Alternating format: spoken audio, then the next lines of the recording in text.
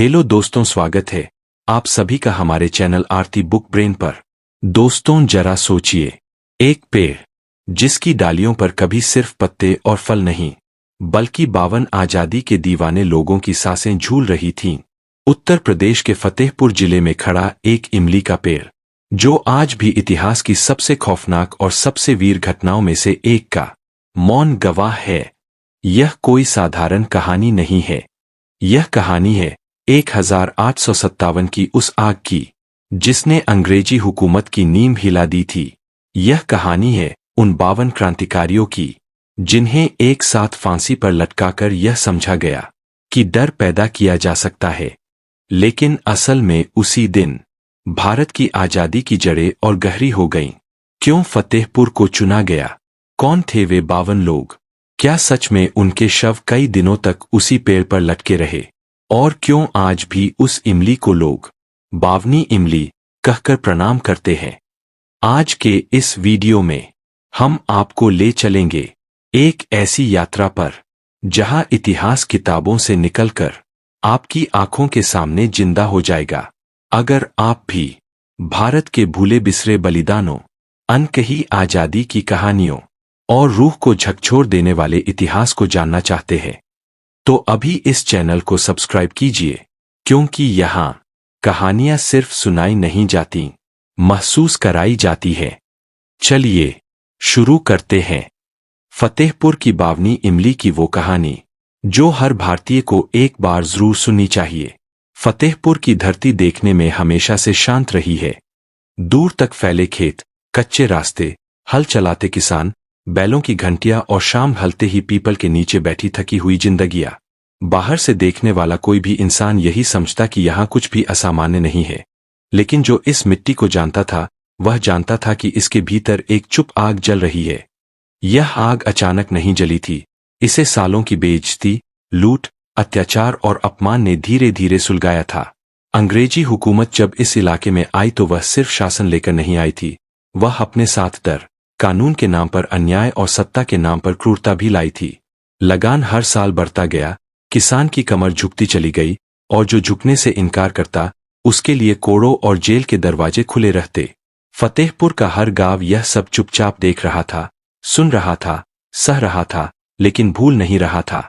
इसी फतेहपुर जिले में अटैया नाम का एक गांव था, छोटा सा गांव लेकिन स्वाभिमान से भरा हुआ। उसी गांव में एक बच्चा बड़ा हो रहा था जिसका नाम जोधा था। बचपन से ही उसकी आंखों में एक अलग सी चमक थी, वह चमक जो खेलों से नहीं सवालों से पैदा होती है। जब दूसरे बच्चे मिट्टी में खेलते, जोधा बूढ़ों के पास बैठकर पुराने किस्से सुनता, उन दिनों की बातें सुनता जब यह धरती आजाद थी, जब किसी विदेशी अफसर का हुक्म यहाँ कानून नहीं होता था। उसका पिता एक साधारण किसान था, लेकिन उसकी रीढ़ झुकी हुई नहीं थी। वह जानता था कि डर के सहारे चलने वाली हुकूमत ज्यादा दिन नहीं टिकती। एक दिन अंग्रेजी सिपाही गांव में आए और लगान न दे पाने के कारण एक बूढ़े किसान को सबके सामने पीटने लगे। वह दृश्य पूरे गांव ने देखा और उसी दृश्य ने जोधा के भीतर कुछ हमेशा के लिए बदल दिया। उस दिन उसने अपने पिता की आंखों में लाचारी नहीं, गुस्सा देखा था। उस रात घर में चूल्हा नहीं जला, माँ चुप रही और पिता देर तक आंगन में बैठा रहा। जोधा पास जाकर बैठा और पहली बार उसने वह सवाल पूछा जो आगे चलकर उसकी जिंदगी की दिशा तय करने वाला था कि ये लोग हमें क्यों मारते हैं। पिता ने बहुत देर बाद जवाब दिया था, क्योंकि हम अब तक चुप हैं। वह जवाब जोधा के दिल में उतर गया। समय बीतता गया, जोधा बड़ा हुआ, उसकी कदकाठी मजबूत हुई, हाथों में ताकत आई, लेकिन उससे भी ज्यादा ताकत उसके भीतर पल रही थी। उधर पूरे उत्तर भारत में हलचल बढ़ रही थी। मेरठ से उठी बगावत की आग कानपुर, अवध, झांसी और आसपास के इलाकों तक पहुंच चुकी थी। खबरें चुपचाप फैलती थीं, लोग इकट्ठा होते थे, योजनाएं बनती थीं और फिर अचानक किसी अंग्रेजी ठिकाने पर हमला हो जाता था। फतेहपुर भी अब उस आग से अछूता नहीं रहा। जोधा अकेला नहीं था, उसके साथ किसान थे, नौजवान थे, हर वह इंसान था जो अब और अपमान सहने को तैयार नहीं था। रात के अंधेरे में बैठकर वे कच्चे हथियारों के साथ बड़े सपने देखते थे। जोधा की आवाज में डर नहीं था, वह अक्सर कहता कि अगर मरना ही है तो ऐसे मरो कि आने वाली पीढ़ियां सिर उठाकर कह सके कि हमारे पूर्वज गुलाम नहीं थे। अंग्रेज अफसरों को जल्दी ही समझ आ गया कि फतेहपुर की धरती अब शांत नहीं रही। हमले बढ़ने लगे, चौकियां जलाई जाने लगीं, संदेशवाहक पकड़े जाने लगे और धीरे धीरे इनामों की घोषणाएं होने लगीं। जोधा सिंह अब उनके लिए सिर्फ एक नाम नहीं था, वह एक चुनौती बन चुका था। लेकिन जोधा हर बार उनकी पकड़ से बच निकलता। इसी दौरान फतेहपुर के बाहर खड़ा एक पुराना इमली का पेड़ लोगों की नजर में आने लगा। वह पेड़ हमेशा से वही था, मजबूत, फैलावदार और समय का गवाह, लेकिन किसी को नहीं पता था कि वही पेड़ आने वाले समय में इतिहास की सबसे दर्दनाक कहानी का केंद्र बनने वाला है। 1857 की बगावत अब खुली जंग बन चुकी थी और अंग्रेज बुरी तरह बौखला चुके थे। उन्हें जीत से ज्यादा जरूरत अब डर की थी, ऐसा डर जो लोगों की नसों में बैठ जाए और कोई दोबारा सिर उठाने की हिम्मत न करे। जोधा सिंह और उसके साथी उनकी इसी योजना के रास्ते में खड़े थे। फतेहपुर की हवा में अब एक अजीब सी खामोशी थी, जैसे तूफान आने से पहले का सन्नाटा। औरतों के दिल घबराने लगे थे, बूढ़े बिना वजह आसमान की ओर देखने लगे थे और जोधा जानता था कि वक्त नजदीक है। उसने अपने साथियों से कहा था कि अब या तो हम इतिहास बनेंगे या उदाहरण। किसी ने पूछा था कि अगर फांसी मिली तो? जोधा मुस्कराया था। वह मुस्कान डर की नहीं थी, वह मुस्कान उस इंसान की थी जिसने मरने से पहले जीना सीख लिया हो। उसी मुस्कान के साथ फतेहपुर की जमीन एक ऐसे अध्याय की ओर बढ़ चली थी जिसे आने वाली पीढ़ियां बावनी इमली के नाम से जानने वाली थीं। यह सिर्फ शुरुआत थी, असली कहानी अभी बाकी थी। समय अब तेजी से करवट ले रहा था। फतेहपुर की गलियों में दिन में जितनी हलचल दिखती, रात होते ही उससे कहीं ज्यादा सन्नाटा उतर आता। लोग कम बोलने लगे थे, निगाहें ज्यादा काम करने लगी थीं। हर अजनबी पर शक था और हर परिचित के चेहरे के पीछे डर छिपा हुआ था।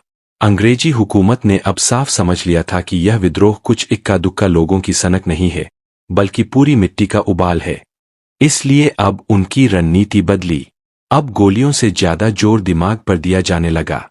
जासूस बिठाए गए, गाँव-गाँव मुखबिर तैयार किए गए और लालच के साथ धमकी को मिलाकर एक ऐसा जाल बुना गया जिसमें फंसना लगभग तय था। जोधा सिंह और उसके साथी अब खुलकर सामने नहीं आते थे। दिन में वे किसान थे, मजदूर थे, साधारण लोग थे और रात में वही लोग आजादी के सिपाही बन जाते थे।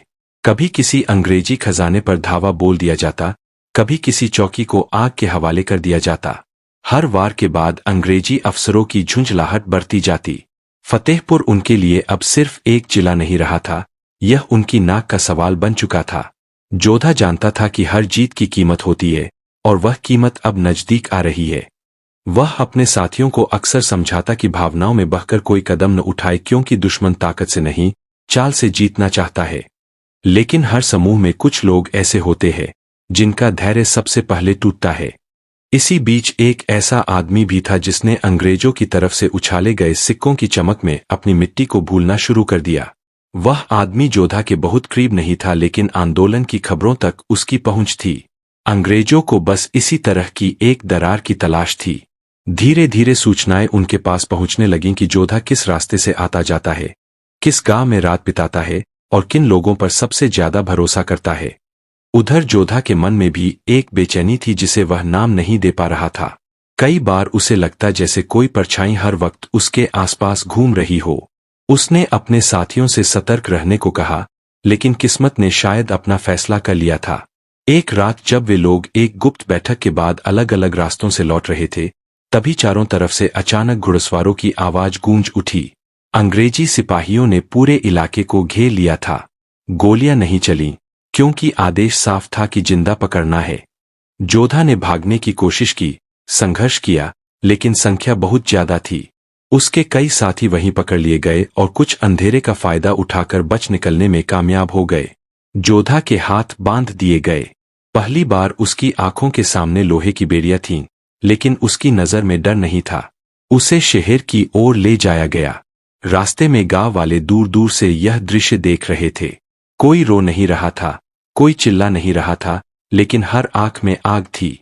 अंग्रेज अफसरों ने समझ लिया था कि यह सिर्फ एक गिरफ्तारी नहीं है, यह एक संदेश है। जोधा को कैद खाने में डाल दिया गया। पत्थर की दीवारें, सीलन भरी हवा और अंधेरा, लेकिन सबसे भारी चीज थी सन्नाटा। उससे पूछताछ की गई, नाम पूछे गए, ठिकानों के बारे में पूछा गया, लेकिन हर सवाल पर जवाब में सिर्फ खामोशी मिली। कोड़े पड़े, यातनाएं दी गईं, लेकिन जोधा की जुबान नहीं खुली। उसके साथ पकड़े गए कई और लोग भी थे, जिनमें से कुछ उसके बचपन के साथी थे। सबको पता था कि आगे क्या होने वाला है। अंग्रेज अब एक मिसाल कायम करना चाहते थे, ऐसी मिसाल जिसे सुनकर ही लोग कांप जाए। कुछ दिनों बाद शहर में अफवाह फैलने लगी कि बहुत बड़ी सजा होने वाली है। लोग फुसफुसाकर एक इमली के पेड़ का नाम लेने लगे जो शहर के बाहर खड़ा था। वही पुराना फैला हुआ पेड़। किसी को यकीन नहीं था, लेकिन दिलों में डर उतरने लगा था। जोधा को जब यह बात पता चली तो उसने सिर उठाकर बस इतना कहा कि अगर मेरी मौत से इस मिट्टी को याद मिलती है तो यह सौदा मुझे मंजूर है। जेल की दीवारों के भीतर बैठा वह आदमी अब सिर्फ एक इंसान नहीं रहा था, वह एक विचार बन चुका था। अंग्रेज अफसरों की बैठक में तय हो चुका था कि एक साथ बहुतों को सजा दी जाएगी ताकि डर गहराई तक उतर जाए। तारीख तय की जा चुकी थी। फतेहपुर की हवा में फिर वही सन्नाटा लौट आया था, लेकिन इस बार यह सन्नाटा किसी तूफान से पहले का नहीं, बल्कि किसी महाबलिदान से पहले का था। और बावनी इमली का पेड़, जो सदियों से चुपचाप खड़ा था, अब अपने सबसे भयावह दिन की ओर बढ़ रहा था। सुबह बहुत जल्दी आ गई थी। फतेहपुर की हवा उस दिन कुछ अलग थी, जैसे रात ने ठीक से सांस ही न ली हो। सूरज निकल तो रहा था, लेकिन उसकी रोशनी में गर्माहट नहीं थी। जेल के भीतर कैदियों को यह नहीं बताया गया था कि आज क्या होने वाला है, लेकिन सब जानते थे। कुछ सच्चाइयां बताई नहीं जाती, महसूस कर ली जाती है। जोधा रात भर सोया नहीं था। वह पत्थर की दीवार के सहारे बैठा रहा और अजीब सी शांति उसके भीतर उतरती चली गई। डर अब बहुत पीछे छूट चुका था।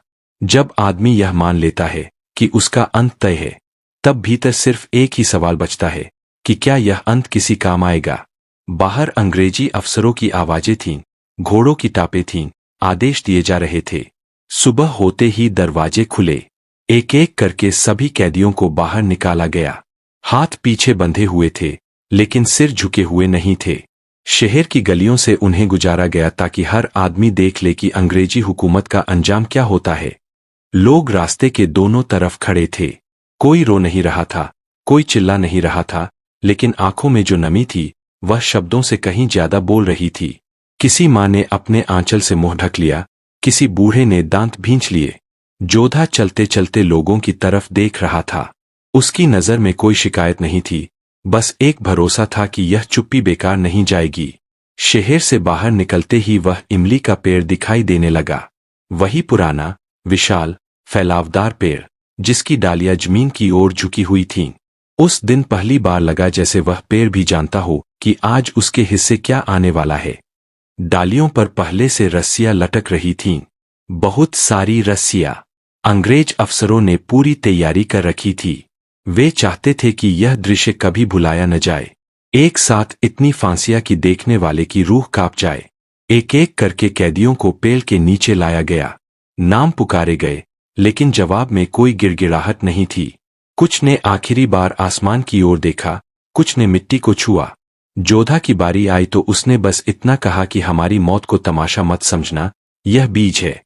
अफसर ने उसकी तरफ देखा, लेकिन कुछ नहीं बोला।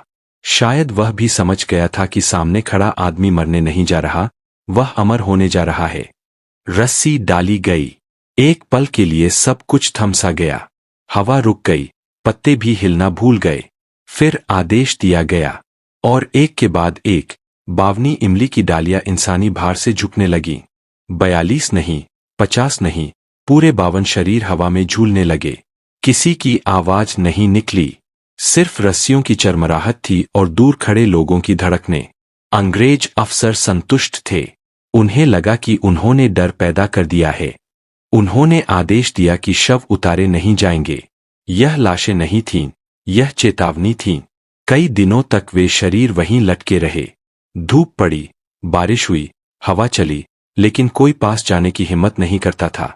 जो जाता, उसे वही अंजाम भुगतने की धमकी थी। गांव के लोग दूर से उस पेड़ को देखते और सिर झुका लेते। बच्चों को उस रास्ते से नहीं जाने दिया जाता। रात को औरतें रोतीं, मर्द चुप रहते, लेकिन चुप्पी के नीचे कुछ और पक रहा था। कुछ दिन बाद जब अंग्रेजी सिपाहियों की निगरानी ढीली पड़ी, तब कुछ लोगों ने हिम्मत जुटाई। अंधेरी रात में वे चुपचाप वहां पहुंचे। रस्सियां काटी गईं। उन शवों को उतारा गया जिन्हें अंग्रेज डर का प्रतीक बनाना चाहते थे। गंगा के किनारे उनका अंतिम संस्कार किया गया, बिना शोर, बिना ढोल, बिना घोषणा, लेकिन पूरे सम्मान के साथ।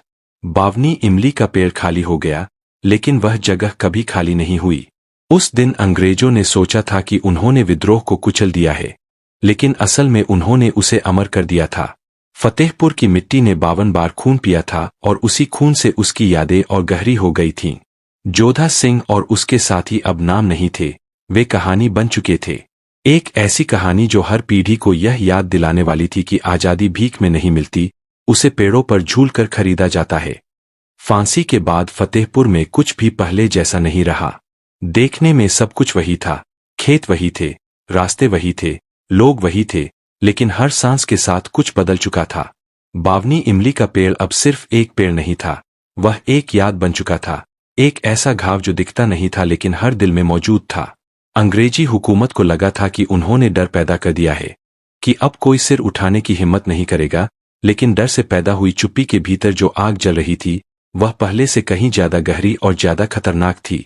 गांव के लोग अब खुलकर कुछ नहीं कहते थे, लेकिन जब भी उस पेड़ की ओर नजर जाती, आंखें अपने आप झुक जाती।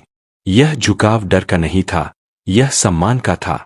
बच्चों को जब यह कहानी बताई जाती तो उन्हें नाम नहीं गिनाए जाते, बस इतना कहा जाता कि यहाँ 52 लोग लटके थे ताकि हम आजाद रह सके।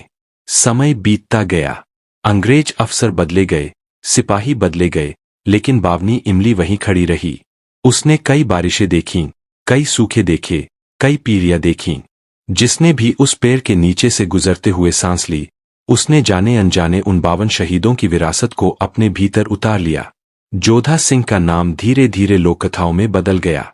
कोई उसे वीर कहता, कोई उसे जिद्दी कहता, लेकिन हर कोई यह मानता था कि अगर उस दिन वह और उसके साथी झुके होते तो शायद आने वाला कल और भी अंधेरा होता। फतेहपुर की मिट्टी ने यह सब कभी लिखा नहीं, लेकिन याद रखा। आजादी की लड़ाई आगे बढ़ती रही, कहीं और भी फांसियां हुईं, कहीं और भी गोलियां चलीं, लेकिन बावनी इमली की घटना एक मिसाल बन चुकी थी। जब भी किसी का हौसला डगमगाता, यह कहानी चुपचाप उसे सीधा कर देती।